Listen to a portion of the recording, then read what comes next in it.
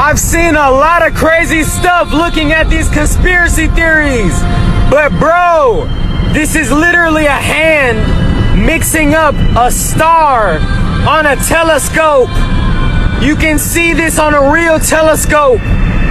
That is a hand mixing up a star. That is a hand. That is literally a hand. That is a hand mixing up a star. With it just rubbing, it's just rubbing the star. It's literally just a hand rubbing the star.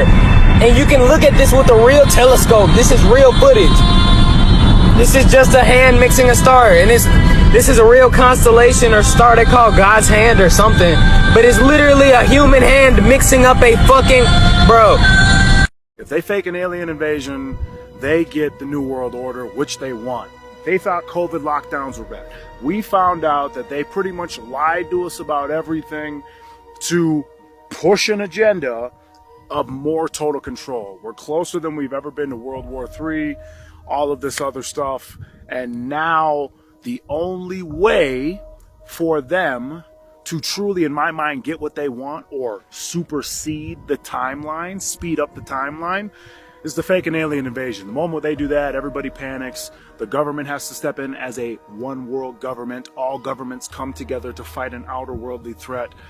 And then we're all in lockdown like you wouldn't believe, because we got to be aware of the alien viruses. I mean, we're already scared of the human viruses. Now we got to be scared of the alien viruses, and we're so that's, I think, the end game.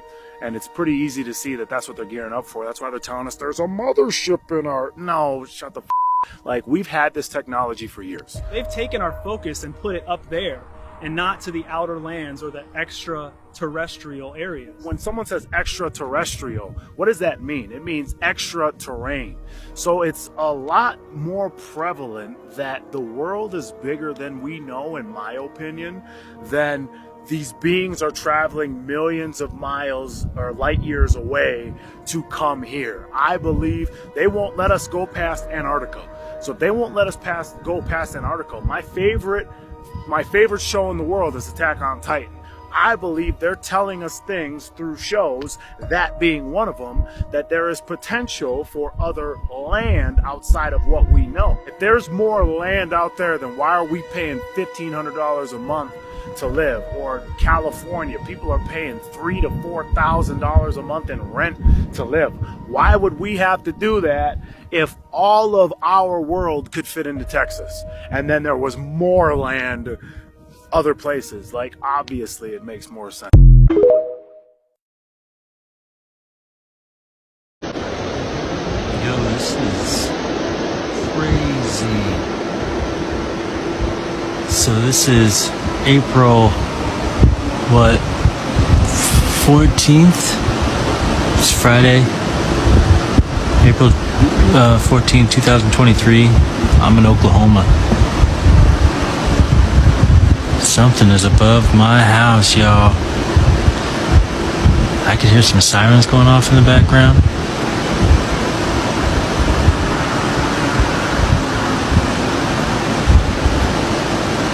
Crazy.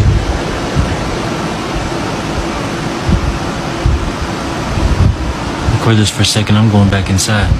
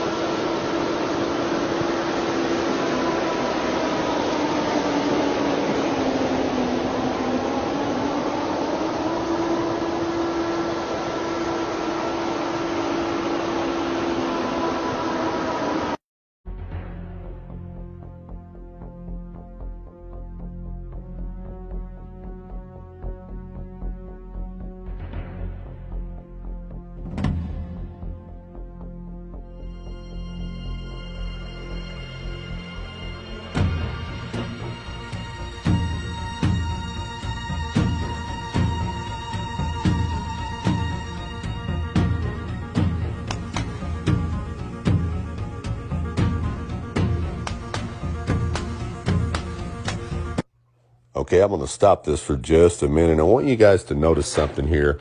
Notice the hot spot of the sun right on top of the clouds underneath the sun there. And then you notice over here towards the right how dark these clouds look.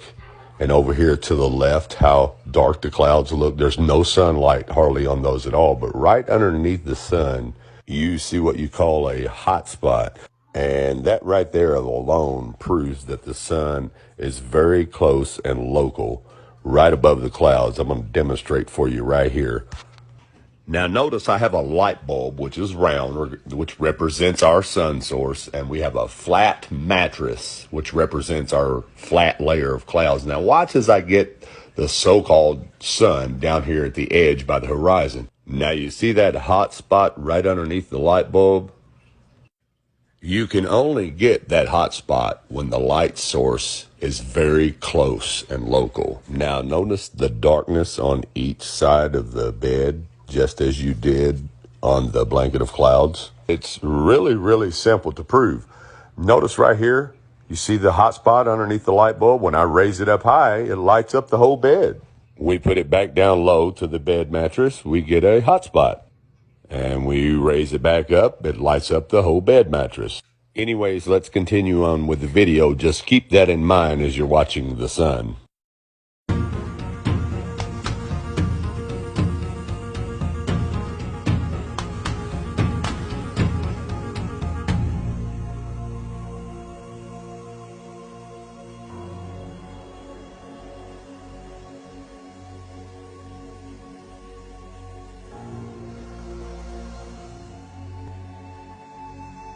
Now, I want you to pay attention to these couple stars right here to the right of the screen.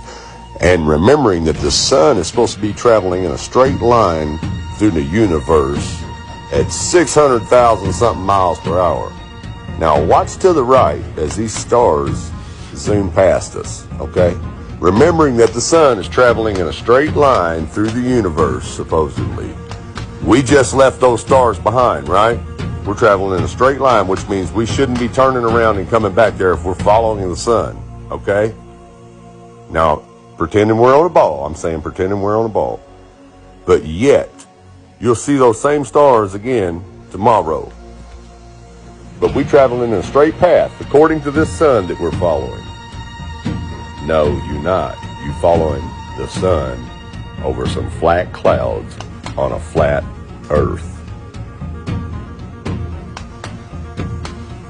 Now remember, on a flat earth, we're following the sun west, so that means it should always be turning just a little bit to the right of you as you're flying behind it, chasing it.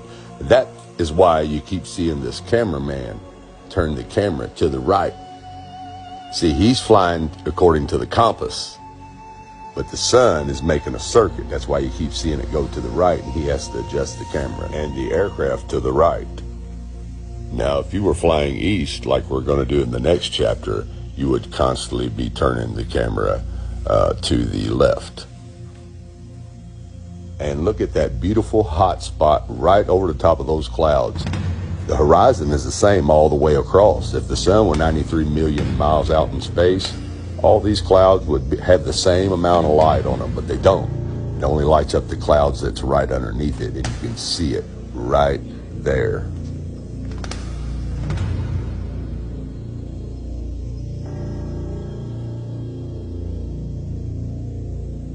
Welcome to part 2 of chasing the sun around the flat earth. Now, as you can remember, in part 1, I showed you a 777 flying from Seoul to Paris going west, which would be chasing the sun on a flat earth. Now, in part 2, I'm going to be showing you a flight going east from Paris to Tokyo. Now, if you're flying east on a flat earth, you will fly right into the sun. It will actually pass right over the top of you, which is what you're going to see here in part 2 of chasing the sun around the flat earth. Enjoy.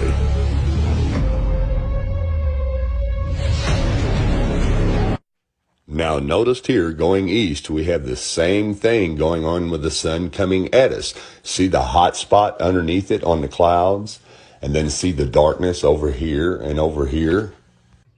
Look familiar? That's because it works the same way even with the sun coming at you from the east.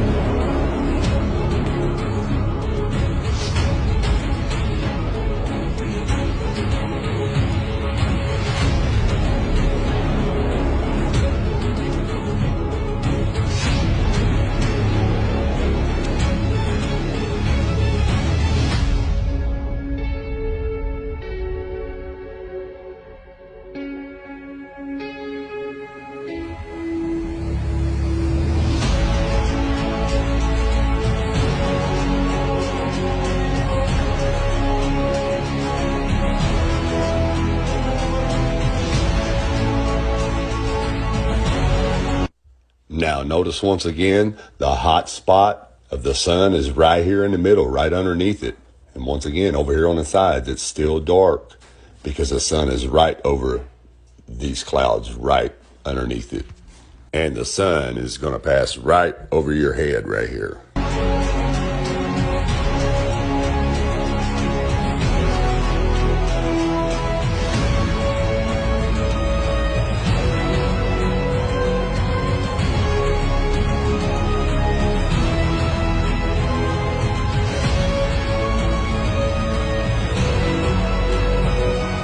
As you can see, it is right over the top of us at this point. You can see the hot spot right here on the clouds, right in front of us, because it's right over the top of us. And see the darkness back that way? The sun is right above us right here. And that is impossible on a spinning ball.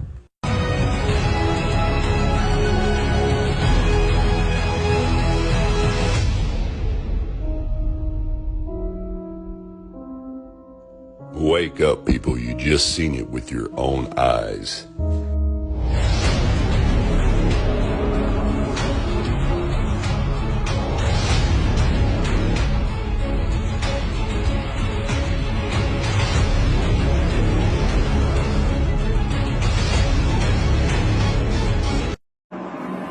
If you awaken from this illusion, and you understand that black implies white, self implies other,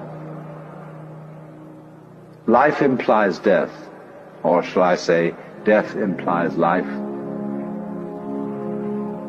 you can feel yourself not as a stranger in the world, not as something here on probation, not as something that has arrived here by fluke, but you can begin to feel your own existence as absolutely fundamental. What you are basically, deep, deep down, far, far in, is simply the fabric and structure of existence